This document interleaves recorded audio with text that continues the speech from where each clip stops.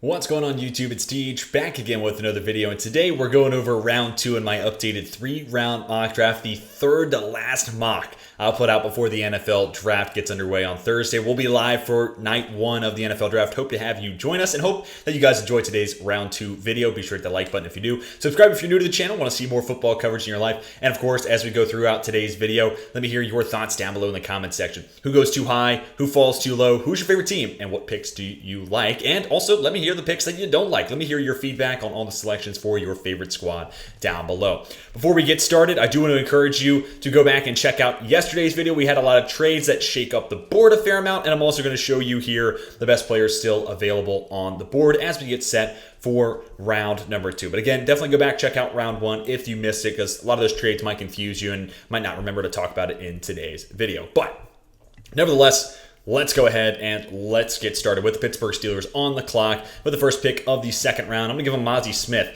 I might even move Mazi into the first round because it does feel like his hype is kind of moving in that direction. I still think of him. I still like Keanu Benton more than Mazi Smith. I know that's kind of a hot take for some, but I think what Keanu Benton is now is what people hope that Mazi Smith kind of becomes. So, like, why wait for the projection? Anyways, I'm going off stock here, and Mazi Smith's a hot name right now. So I could totally see him sneak in, first round or, maybe early round 2, like in this spot. And for Pittsburgh, they've been looking for a nose tackle. Need an upgrade over in Tyson Alualu. Need to find an upgrade over in Montravius Adams. Plus, you have Cam Hayward only getting older, so it's like, man, can't count on that always, and for the rest of time really. How many more years does Hayward have in general? So need to patch up that interior defensive line. You get a high-end athlete, pretty good run defender right away, and then of course with the pass rush, because of the athletic ability, there is some pass rush upside in the works there for Mazi Smith. Pick 33. I promised Houston yesterday we would go defensive line after we went QB, then corner, and we're going to go Adetomiwa Adebawore, another guy that could sneak in late round 1, freaky combine, 4.49, 40, almost 34-inch arms. There's a lot to like from how he's built. Also a good run defender right away, and I wonder what that pass rush, where that alignment really comes at the NFL level. Here in a 4-man front, I think this is a really fun fit because he could play out wide, 280 pounds, maybe bulk him up a little bit, but easily could slide inside in passing situations. And could D'Amico Ryans move Adebawore around the defensive line, kind of like he did with Eric Armstead? I'm not saying Adebawore is going to be Eric Armstead, but I think he could kind of utilize him as this hybrid edge interior defensive line role based on the down that they're playing. So I think this is a really fun fit. And again, I promised Houston fans we were going to eventually address defensive line. And then here at 34, I'm going to give the Cardinals a center, John Michael Schmitz. He is still my top center in this class. May not have the most insane arm length, but I don't think it's going to be too big of an issue. Good athlete, plays with a mean streak, has enough strength in his profile, a lot of college experience, and you look at the Cardinals' interior offensive line, it's like, yeah, they need somebody bad. And I think JMS can play center or guard, so long-term flexibility is always a good thing, and I think 34 is a good spot for him to go, and we're even seeing mocks where he sneaks it into round 1. So again, I've said this a couple times on the channel, but just in case someone's new here, I think day 2 that's when we're going to find the winner of this draft, because I get to the second round in all these mocks, and I'm like, man, getting him at 34 is crazy. Getting this guy at 41 is insane. Getting this guy at 53, are you kidding me? I find myself saying that so much that I think day 2 is going to be the real opportunity that we get to see who wins this year's draft. Anyways, small tangent aside, I'm going to give the Indianapolis Colts Tank Dell here. So maybe a little bit off the wall, but Isaiah McKenzie hasn't really, he moves on from the Bills for a reason, right? They didn't keep him in-house. A lot of injuries, and I would just like to ensure that I can trust a trio of Michael Pittman, Alec Peterson, one of Tank Dell, or Isaiah McKenzie. And I like Tank Dell a ton, man. I'm still a big Tank Dell fan. Wingspan, 6 foot, so I think he can play on the outside. I think he can elude press coverage enough. Also has awesome release packages. Literally type in Tank Dell Jim Nagy on Twitter and just get ready to be impressed. And he really put that on display at the Senior Bowl. That was really the first time for him to show it at a place that isn't who Houston's playing, right? So it's a step up in competition. But long speed for days with Tank Dell, can be a gadget threat as well, can work the underneath. I think he could be an impact player at all 3 levels, to be honest with you. So you play him in the slot, I think he could be better than Isaiah McKenzie even right away maybe. And then you have Alec Pearson and Michael Pittman on the outside. that's a pretty solid trio for Indianapolis to build around with their future franchise quarterback in Will Levis in this mock draft. Then we get to the Rams here at 36. I'm going to give them Steve Avila. A lot of times I've been giving them defensive players here, but let's remember the root cause for the Rams. Injuries, but what was the second most glaring problem the Rams had? Even before Matt Stafford got hurt, even before Cooper Kupp got hurt, even before all those defensive injuries, it was the offensive line. So to have Steve Avila, to me, the best pass blocking interior offensive lineman on the board here at 36, I think it's hard for them to pass up. They're going to throw it a lot, and they're kind of retooling the defense, and I think you can kind of take advantage of that in the third round, and actually both third round picks, if memory serves, are going to be defense. I'm sorry, my notes aren't on there just yet, but interior offensive line decided to change it up, and I've been dressing it with their second, third round pick here, wanted to bump up the emphasis maybe on it and take Steve Avila, who I think would be a great value at 36. I wouldn't be shocked if he goes late round 1. And again, getting the best pass protecting interior offensive lineman for a team that has Cooper Kupp, Matt Stafford, Sean McVay as their head coach and play caller, yeah, that feels like a fit to me. Then we get to Seattle at 37, and because Mozzie Smith's off the board, Counter Benton, I don't think is going to stay on the board too long because, to me, they're like clearly the best two nose tackles. I know Mozzie could play 3 tech because he's a good athlete, and I've heard some people float that out there. I don't hate it, especially for 4-3 teams, 4-3 base. Like that makes a lot of sense. He's still playing D tackle, but I think 3-4 he can play the nose. But here, even more seamless replacement of Al Woods here for Seattle, Keanu Benton, who again I think he is the guy people want Mozzie Smith to be. Which is fine. Makes this value pick even more, valuable in my opinion. High level run defender, but just because he's a D tackle from Wisconsin, he does more than that. Go with his hands, plays with a ton of power, more explosiveness, more get off than people want to give him credit for too. So I think you're going to get a guy that's NFL ready as a run defender, and honestly, NFL ready as a pass rusher. And we added Lucas Van Ness yesterday, so wherever he's playing inside or out, we're just adding more pass rush juice on top of course, reinforcing that run defense game, which gave Seattle some issues at points last year. Here at 38, I'm going to give the Raiders Hendon Hooker partially as a cop-out because I don't know. I think he should go round 2. Honestly, round 3 is probably close where I have him. I have Tanner McKee still ahead of Hendon Hooker. Unpopular opinion, I know. But nevertheless, round 2 I can live with. First round hype, I get it from the fifth year option standpoint, but the player, that's got to be first and foremost, and I'm not quite there with Hendon Hooker, given the offense he's coming from and his age and all that sort of stuff. But nevertheless, the Raiders could still use a solid backup. I could see Hendon Hooker certainly be better than Jarrett Stidham. And when was the last time Jimmy Garoppolo played a full 17? Oh, wait, we'll be here for a while. So having that backup is actually kind of paramount when you have Jimmy G as a starter. But also, Jimmy G, that contract's kind of a 1-year starter. You could restructure it into making him into a decently paid backup next year, or he's a starter for 2 years and then you hand the reins to someone else. And I think Hendon Hooker could be that guy and at least give Josh McDaniels like a solid baseline continuing post Jimmy Garoppolo. So I think the fit makes sense. And 38, I can live with a whole lot more than maybe like 23 of the Vikings or something like that. But that's just my personal opinion. Then we get to the Carolina Panthers, and I'm going to go to one of my favorite offensive fits. In that best offensive fits for all 32 teams video I did, I was really close to doing Bryce Young, but I decided to do Jalen Hyatt because I looked at their wide receiver room and I was like, who's taking the top off this defense? Like Thielen? Definitely not. Terrence Marshall Jr., maybe he can be the possession type, but he ain't that fast. And I like Laviska Shenault, but ultimately that's been a draft miss so far, and kind of gadget player at best. So if he continues to be that, again, the question needs to be asked, who's taking the top off this defense? And Jalen Hyatt has that speed, and he runs a ton of go routes. That's almost exclusively what he's doing at Tennessee, go routes, and then, kind of variants of it, your sluggos and things of that nature. But he's pushing the ball down the field. He is working vertically. So I kind of think he's the wide receiver Carolina's missing right now. Add that speed. Bryce Young may not have Anthony Richardson's arm, may not have Will Levis's arm, but it is not bad by any stretch of the imagination. So let's get him a deep ball threat. Plus, adding a Hyatt should open up more ground for Terrence Marshall Jr. to do more in the intermediate parts of the field, to do more underneath with Laviska Shenault and the running backs and Tommy Tremble's the tight end, all that sort of fun stuff. Then we get to the New Orleans Saints. I'm going to give them Josh Downs. I know I made this pick at pick 71 last week, but I am trying to keep it a little bit more realistic. Last week's spin was like, what if all the light guys, like these guys that maybe the height isn't a problem, but they're slighter built, what happens if they fall? Because the NFL's like, I don't want that. I'm not really exploring that same thesis this week. Josh Downs, you add him to that wide receiver room, and I feel like you got a complete unit. Michael Thomas works the possession stuff. Chris Olave, intermediate and awesome deep threat. And then Downs, who works the underneath stuff at a high level, has more contested catchability than people want to give him credit for. But really, it's the yak ability. Michael Thomas isn't really a yak guy, and neither really is Chris Olave. But Josh Downs certainly can be. Go back to 2021. That dude can make people miss with the best of them.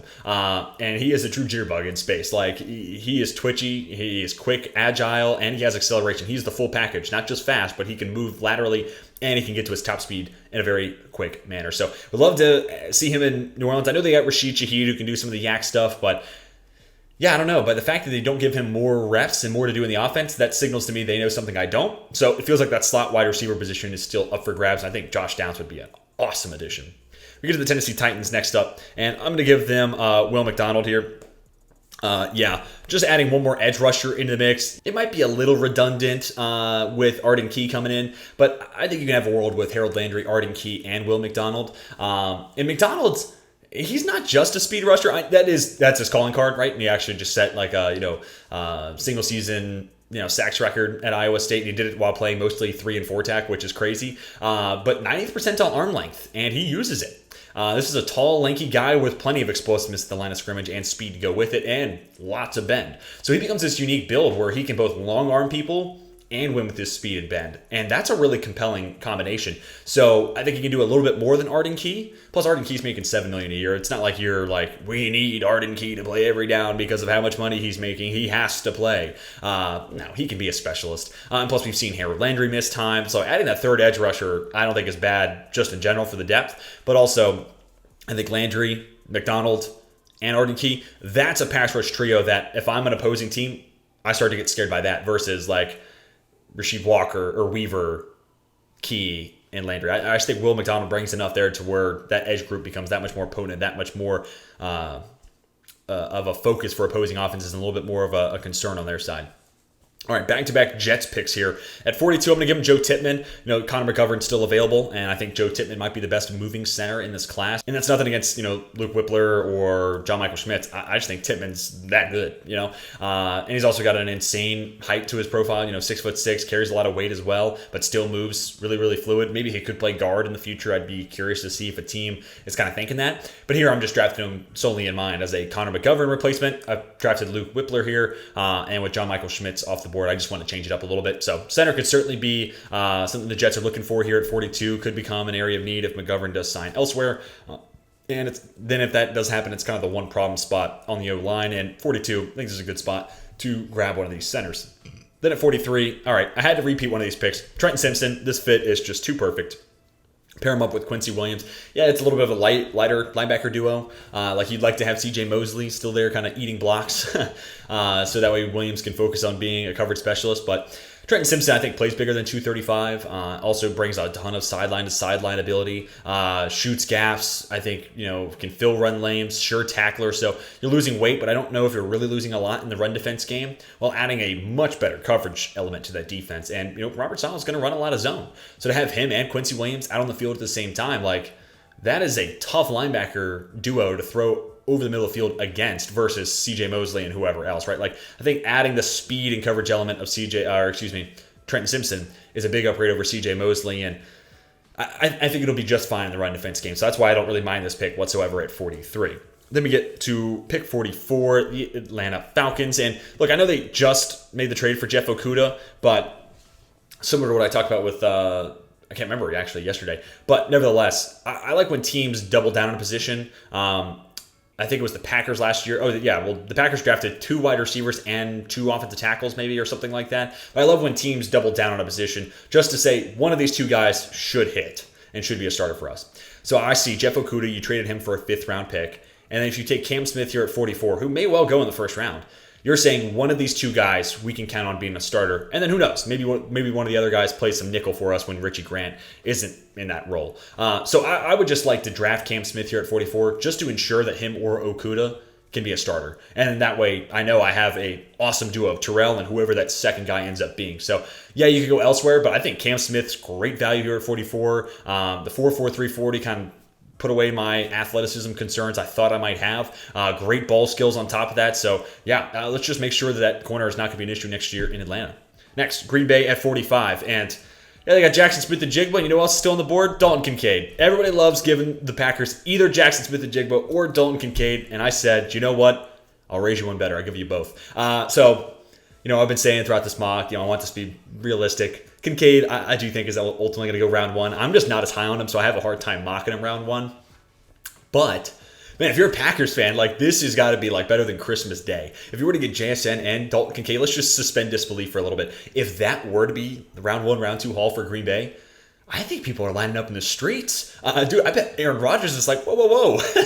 What's this all about? And if they haven't traded him yet, maybe things get interesting. I don't know. I don't want to say never to that. But yeah, this would be an awesome addition. And I mean, it's kind of OP for a mock, and I get it. It's probably not the most realistic because, again, Kincaid's probably going round 1. But dude, JSN to be the number 1 wide receiver. Christian Watson plays that number 2 explosive role. He can catch it 6 yards, take it 80, or he could straight up just catch it 80, get past a defender. Running up Dobbs, route running assassin, kind of as that 3rd wide receiver. And you throw Dalton Kincaid in the mix. Great yak ability, good size, solid athlete, great on the move. And, I know there's people who believe in him as a blocker. I didn't really see it, but he's a good athlete, and I think he has the effort and the want to get better there, so never say never. And I think in a zone blocking scheme, too, he'll be better off because he's blocking on the move versus in a phone booth. Man, this would be OP.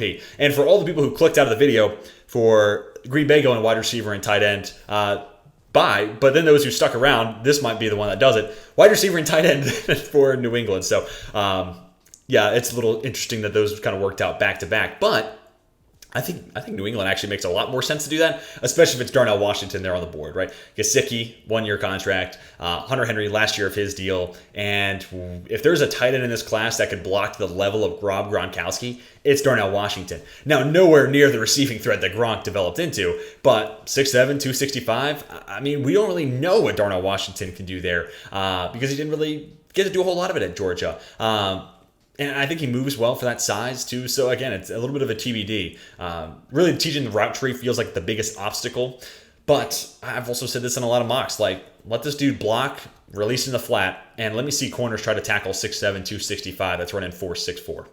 I'd love to see it. And he knows guys want to go low. So, almost half of his, highlights are him just hurdling people. So that's why you don't just watch highlights, because Darnell Washington's would simply just be hurdles because he's 6'7", and it's like, wow, well, look at that guy go. But anyways, doubling up wide receiver tight end for Green Bay doesn't feel as realistic, but for New England here, a haul of Zay Flowers, be a compliment to Devontae Parker and Juju Smith-Schuster, and you add Darnell Washington, his run blocking ability, and then you let Gesicki and Hunter Henry do the receiving workload, and then we'll see what Darnell Washington can kind of bloom into. I think that would be an awesome first 2 picks there in New England. All right, let's move on to Washington now. I'm going to give him Cody Mauch. Interior offensive lineman, could maybe play tackle. I think they can get better than Andrew Norwell, and I continue to harp on that because I just don't think Norwell's all that great, plus he's only getting older. I think Cody Mauch is a guy that Ron Rivera will buy into, right? Wants to run the ball 2-to-1 to passing it. That's what he says. That is, post-regular season last year, press conference about this season and talking about Sam Howell and, the fact that we're going to, right now starting Sam Howell. This is going to be a team that wants to run the ball a lot, and that's Cody Mauch's strength. Really good on the move. The 20-yard shuttle really put that on display. Great change of direction skills. Able to start kind of on a dime. Could still stand to add maybe a little bit of weight. This guy who's still new to the offensive line, so I think he's still in the process of bulking up. Add a little bit more weight, and dude, oh my gosh, when he gets his sights set on you, just get out of the way because it's going to hurt. Work in progress as a pass protector, but I think Washington will be willing to kind of take their lumps there and focus on the run blocking upside and live through Brian Robinson, live through Antonio Gibson while they have Sam Howell under center. So I think this is kind of like a perfect landing spot for Mauch based off of his skill sets and what Washington wants to do. All right, next is Detroit, and I'm going to go Emmanuel Forbes here. Like I said in yesterday's video, I really did think about corner at 6, but decided let's wait. And now you get Emmanuel Forbes, who, some people think of him as a first rounder. I'm kind of more in that second round camp, but let's throw the 166 pounds aside. 6'1", great arm length, and runs 4.35. I mean, I know Mississippi State runs a lot of zone, and that's kind of immediately where I think his game is at the NFL level. But for a year, could he sit behind Emmanuel Mosley and Cam Sutton and C.J. Gardner-Johnson and kind of learn and improve in man coverage? I don't doubt it whatsoever. And also just arm length, speed, and size. He kind of checks a lot of boxes to be a man press guy. So a little bit of a TBD. I don't necessarily know his zone coverage background, how it translates to Aaron Glenn wanting to run a lot of man press. But I think his athletic traits give you hope that he could develop into that guy. And also now Detroit has him, Ifeatu Melifonwu as the young guys behind Mosley on a 1-year deal. C.J. Gardner-Johnson on a 1-year deal playing slot corner, strong safety hybrid. And then Cam Sutton, who's there for the next 3 years. So, I don't think the Lions have to go corner at 6, but probably in the next 2 mocks I will. But just wanted to play with a different alternative this time around. Anyways, let's move on to Pittsburgh next up. And I'm going to give him Julius Brents. They had a top 30 visit with him. And this to me would signal that Pittsburgh's going to change it up, and instead of being a pretty man-focused squad, they're going to run a lot more zone because that's what Patrick Peterson is at this point in his career, and that's not a bad thing. It's just, you get older and you change your game, right? Like Charles Woodson played a little more safety, right? And Kareem Jackson played safety. So I can see where Pat Peterson, you bring him in, and he's the zone specialist, and not to say Julius Brents can't play man, because I definitely think he could. But 6'3", 6'6", 3-cone, and 34-inch arms, I have got to see him in some cover 3. Like, I've got to see what that looks like. Watch him read and react, break on a receiver, break on a football. With that type of size, I mean, it kind of harkens back to the Legion of Boom, right? The high-end athletes with insane frames that the Seahawks would just load up in the secondary.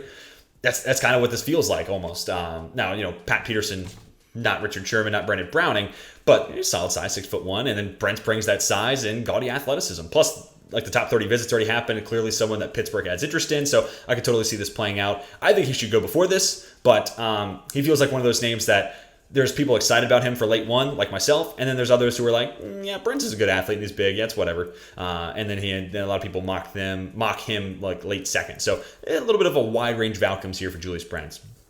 Pick number 50, I'm going to give Tampa Bay Felix Uzama. Very bendy edge rusher. You throw him in a rotation behind Shaq Barrett and Joe Tryon-Shoyinka. That serves as a really nice trio. And a lot of times I give edge to Tampa Bay because, I'm planning for the future here, and Shaq Barrett can't play forever. And also coming off, an Achilles injury? There's no guarantee he's anywhere near as good as he was a couple of years ago this upcoming season. So plan ahead, but also maybe planning for an immediate need here. And Ndidi Uzama and his athleticism with Joe Tryon-Shoyinka, this guy who didn't play the COVID season and then transformed his body, got shredded and put up insane testing numbers. There's one thing I can say, that would be a freaky athletic edge tandem, and I think Tryon-Shoyinka is going to take a big step forward in year 3, and I like Felix Uzama as an immediate contributor, specifically as a pass rusher, maybe not so much a run defender, but you focus on the pass game because that's what wins games for the most part, and him and Joe Tryon-Shoyinka, and then whatever we get out of Shaq Barrett, it's an awesome edge trio there in Tampa. All right, now we're on to Miami's pick, or that's at least who originally owns this. I'm going to have them trade back actually with Buffalo. So I know this is an in-division trade, and that's kind of a no-no for some. I hear you. I understand, but I'm just going to go ahead and do it anyways. We're seeing them become a little bit more common, and you could spin this either way. Yeah, the Bills move up 8 spots. They're about to draft a player. Oh my gosh. But also Miami then gets an extra 4th and 5th, and who knows who those guys end up being and how many nightmares they give Bills fans over the next couple of seasons. But wanted to make this move because I was like, dude, Dawand Jones should not still be on the board. He may be my OT6, but I honestly think we might get 6 offensive tackles in the first round. I'm not going to put I'm not putting any major money on it, or I'm not giving it insane odds, but I definitely think 6 is a possibility for the first round, and then 6 in the top 40, more likely than not maybe. But here at 51, Buffalo just gets Spencer Brown insurance / upgrade. Honestly, just an upgrade. That's simply all it is. Not the most fleet of foot and the best mover. I think it moves okay for 6'8", 370, but it's not electric. It's not Joe Tippmann from the center spot's not really a great example. It's not Peter Skoronski. Peter Skoronski on the move versus Dawand Jones is night and day. But that being said, this guy has pterodactyl wings for arms, and once he gets his hands on you, that edge rusher is out of the play. It's just certified. He is that strong. You are just toast. And, for Buffalo, I think about what could cost them a run to the Super Bowl this year. And there's obviously a lot of factors, a lot of variants that could go into this. But cornerback injuries and offensive line injuries. And Spencer Brown just really hasn't been all that great. Only through 2 years. Who knows? Might have that third-year leap that we see from tackles. Sure. But let's just go ahead and make sure that we have an answer if a question arises, or let's just go ahead and make an upgrade here with Dawand Jones. And plus, I say this all the time, and then we'll move on to the next pick, but Dawand Jones is best suited in an offense with a mobile quarterback where teams have to rush contain, and it gives him more time to get his hands on you. Josh Allen is mobile enough. He's not Lamar Jackson, Justin Fields, no, but he runs enough to where I think teams, and we see it from teams, they have to edge, they have to rush contain. And I think that benefits Dawand Jones greatly. Next is Seattle at pick 52. I'm going to give him Luke Weipler here. Drastically, a massive need at center is really what I mean to say there. It's kind of the one massive hole still on their roster. Luke Weipler, one of the best graded centers in PFF's data last couple of seasons. Actually weighs more than John Michael Schmitz. I also think he's good on the move, just maybe not as good as Tippmann, but that's, again, not a knock against Weipler here. But yeah, I think you're getting a guy who's a plug-and-play starter at center where Seattle's looking for a starter. So it made all the sense in the world to me. Next, Chicago. I'm going to repeat this exact same pick from last week. Tuli Tuipulotu. Wish we could have seen what his testing numbers were. He didn't do any athletic measurements at the pro day or the combine. So I feel like that kind of dampens his stock a little bit. And honestly, I feel like even if he put up like okay numbers, just to have his name kind of put back into the zeitgeist, the NFL draft zeitgeist, that is, just to kind of have that happen once more. I wonder if he'd be going even earlier than this. But still know a lot of people who like him as a second rounder, and he sheds blocks really well. I think he's technically refined enough to be an NFL starter right away. I just don't know what you're getting out of him as an athlete. And that gives me a little bit of cause for hesitation. But nonetheless, Chicago needs starters on the edge, and Tuipulotu, I think, could be a day one starter right away. So good value here at 53. Next, I'm going to give the Los Angeles Chargers another offensive weapon, but I have not had a single mock. Maybe I had one in the third, but I have not had a first or second round mock, guaranteed I can say this, with them drafting a running back. And obviously, you have the Austin Eckler trade rumors floating around, and I know he said, worst comes to worst, I'm just back in LA, which, man, I know I hate that too. Worst comes to worst, I'm living in Los Angeles. Sheesh, how terrible is that? And making millions of dollars or close to it. His contract's a little rough, but you get my point. But you draft Jahmyr Gibbs in a year, and this is your Austin Eckler insurance. And honestly, kind of like what I was talking about yesterday, and Dallas drafting Bijan Robinson. I want to see Bijan and Tony Pollard at the field at the same time. If the Chargers can't find a deal for Eckler, can I see Austin Eckler and Jahmyr Gibbs on the field at the same time? Because you have two running backs that are almost wide receivers at that point. And Eckler, I think plenty of people would almost describe him as like a pseudo slot wide receiver that lines up at the backfield and takes handoffs. So that would be a headache for linebackers and safeties alike. So I really like it from that standpoint. But this is your Eckler insurance. This will, even if Eckler is in Los Angeles, this is his last year. So go ahead and drafting Jahmyr Gibbs, who runs 4.36, awesome receiving ability. And we got to see him go from Georgia Tech, where he was trying to be Superman, get to play within an offense, read blocks, trust his vision, and be one of the best running backs in college football at Alabama. That was exactly what I needed to see to feel comfortable with drafting him in the top 60. Next, Detroit at pick 55. I'm going to go Michael Wilson here. I think Michael Wilson should go somewhere in the top 2 rounds. I'm a big Michael Wilson fan here. He'll be one of my guys once I do that video. I think next week, if not, then the week after, but I think it's coming this week. But great release set. Awesome route runner, plays faster than 4.58, and you kind of see that with his 10-yard split. Also plays like he's 6'2", 215. The knock against Wilson is a lot of injuries, and only played 26 games over 5 years at Stanford because of it. And I get that. But at the Senior Bowl, stiff competition, and even with missing time this year, looked fantastic against really good competition. And like I said about yesterday with Bryce Young, all these guys are one hit away from having their career end or significantly altered. So I know you have to take into that account, but at the same time, draft a damn good football player, and if he stays healthy, your team's all the better for it. And I think he's kind of the wide receiver they're missing right now, that possession, X-type. Marvin Jones even, he's not really an X. He's kind of a vertically based big body guy. And then you have Jamison Williams, who works the vertical stuff, but I think can win at all 3 levels. Don't get me wrong. He was my wide receiver 1 last year. I love me some J-Mo Williams. And then Amon-Ra St. Brown is your legitimate 1 and carries the volume out of the slot. Like, that wide receiver trio is scary. Wilson, J-Mo, and Amon-Ra St. Brown. I mean, look out NFC North and whoever else the Lions get on their schedule this year. Anyways, let's move on to the Jags. Pick 56. I'm going to go Chandler Zavala. New name to the mock draft, I believe. I don't think I got him in last week, but he was a guy I always kind of liked. And, actually, thinking back, maybe in January, I had some mocks, some third-round mocks with him sneaking in, going to San Francisco. Really good on the move, but he also plays 320 pounds, and you feel his strength. Like, he is not your agile, but once he gets his hands on you, you're still kind of in the play. Like, no, he's a bulldozer, but also a bulldozer that runs 5.01 in the 40 at his pro day. So really good athlete, and because of that, he's kind of gone from this early day 3 guy to pretty soundly and pretty comfortably probably going to be a round 2 guy. And yeah, I think this is a really good fit. His Mauler kind of mentality and his run blocking skills, I think, evens out the strengths of that Jacksonville offensive line a lot. A lot of the same stuff I talked about when they drafted Cyrus Torrence in my mocks in the first round. And I think they can definitely do better than Ben Bartz. So getting a big upgrade in their run game, getting a really good athlete, and finding an upgrade right away. Yeah, I think that's a big win there for Jacksonville. Next to 57, a fit that is just too good to deny here is Drew Sanders to the New York Giants. He is a blitzing specialist in that Wink Martindale defense, and it's written all over him. Work in progress in coverage and run defense, but here specifically with the Giants, you're focusing on what he can do as a pass rusher. When he was at Alabama, they legitimately lined him up at edge because that was really the only way he could see the field, and you see it. And that is where he is most polished. Not not perfect, but that's where he is most polished. You line him up with Bobby Okereke, that's a perfect skill set, complementary of one another, and it gives Wink Martindale the horses he needs to run that defense. Next, Dallas at pick 58. I'm going to give him Diane Henley. So we go running back after trading up, and now I'm going to give him a coverage specialist at linebacker. Whether it's man or zone, I think Henley can stick. 6 years of college experience, and we kind of saw that. Great athlete, can totally goes sideline to sideline and has a great feel for zone coverage. But because of his athleticism, I think he can more than handle running backs out of the backfield, even take tight ends. He's 6'2", 225, so he may get blocked out of plays, but you already have Leighton Vander Esch there, and he's kind of got that, the weight and the strength to play with it. So he could kind of be the guy that, ultimately eats a lot of blocks. And then Henley, I will say, as a run defender, shoots a lot of gaps and is a sure tackler. So if he gets blocked out of a play, that's going to happen. But because of how quick he moves, no guarantee that offensive linemen even get their hands on him.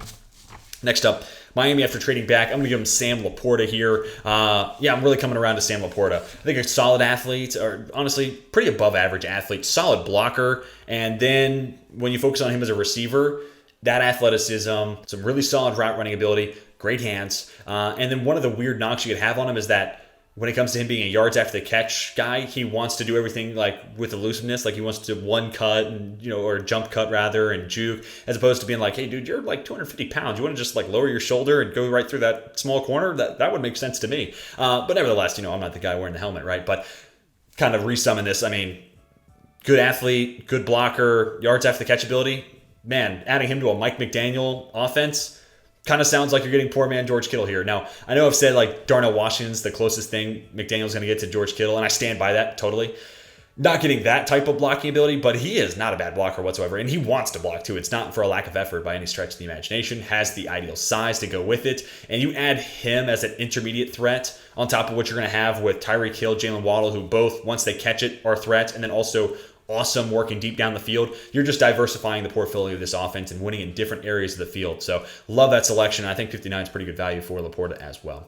Next, Cincinnati at pick 60. Also an absolute steal of a value. Antonio Johnson, my number 2 safety this year, right behind Brian Branch.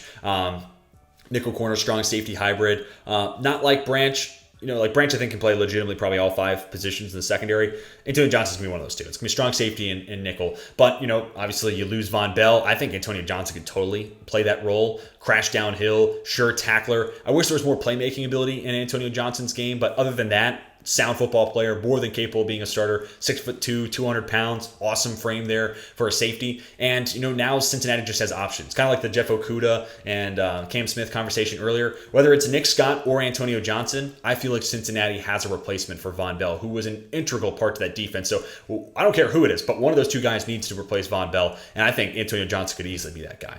Then we get to Chicago, pick 61, and this is going to be Kelee Ringo. I know some people are talking about Ringo moving to safety, and I'm actually kind of intrigued by that, but I made this pick with the thought in mind that Ringo is going to play corner.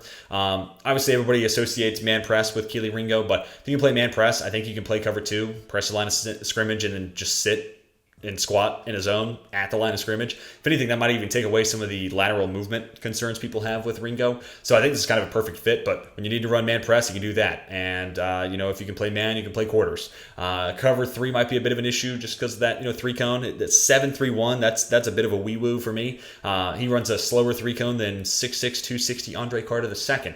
And that is something that no corner should really want to be saying. So yes, there's some athleticism concerns. Ringo has fallen down my mock here, but I think he'd be a really good fit, especially if it's going to be primarily cover 2 next year in Chicago.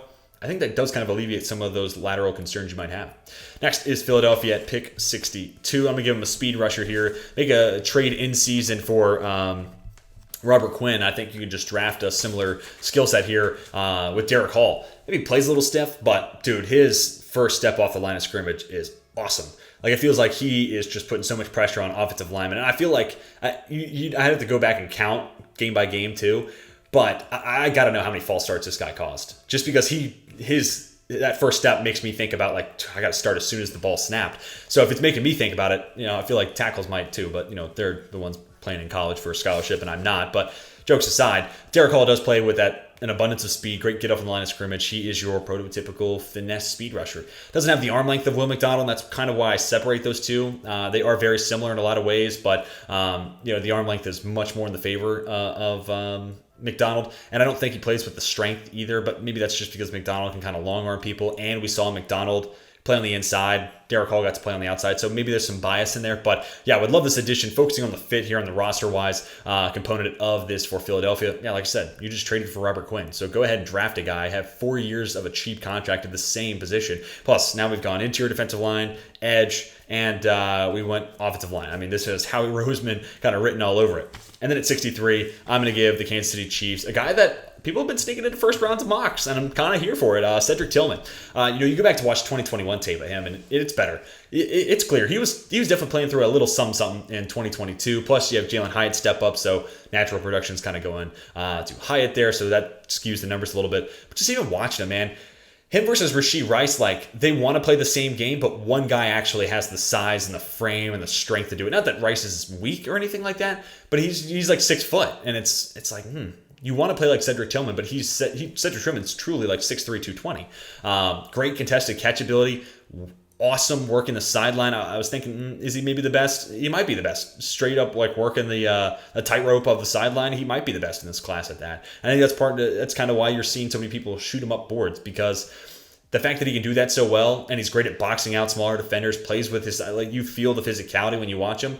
There's not a lot of wide receivers like that. Again, Rashee Rice wants to play like that, but does his frame allow him to do that at the NFL level? And then there's Michael Wilson. And that's about it, because even Quentin Johnston doesn't play like that, so yeah, it's kind of like Michael Wilson and Cedric Tillman, and that's about it. So I could see him going a lot higher than this. And then, dude, put him in Kansas City. He is that possession, physical wide receiver they don't have. MVS, big, fast, runs vertical stuff. Kadarius Toney, he should be a slot guy running option routes and then pushing the ball down the field. You use him as a gadget. Same thing you do with Sky Moore. And then you add Cedric Tillman to the mix, and I think you've got a really well-rounded wide receiver room. Oh, in addition to the best tight end in football in Travis Kelce. All right, that is going to do it for round 2 of this updated 3-round mock draft. Got a little long-winded there at the end, so I do apologize for that. But let me know what you guys thought down below in the comment section. What picks, kind of blew your mind? Who went too early? Who went too late? And then what picks do you think, hey, that's right on. I like that player to team destination a lot. And, of course, what I want to know most, who is your favorite team, and what do you think of the selection I gave your squad? Let me hear your thoughts, whether you hated it, loved it, or somewhere there in between. I'd love to get your feedback down below. Hopefully you guys come back for tomorrow's video. That's going to be round 3. But until then, my name is Tej, and I am signing off.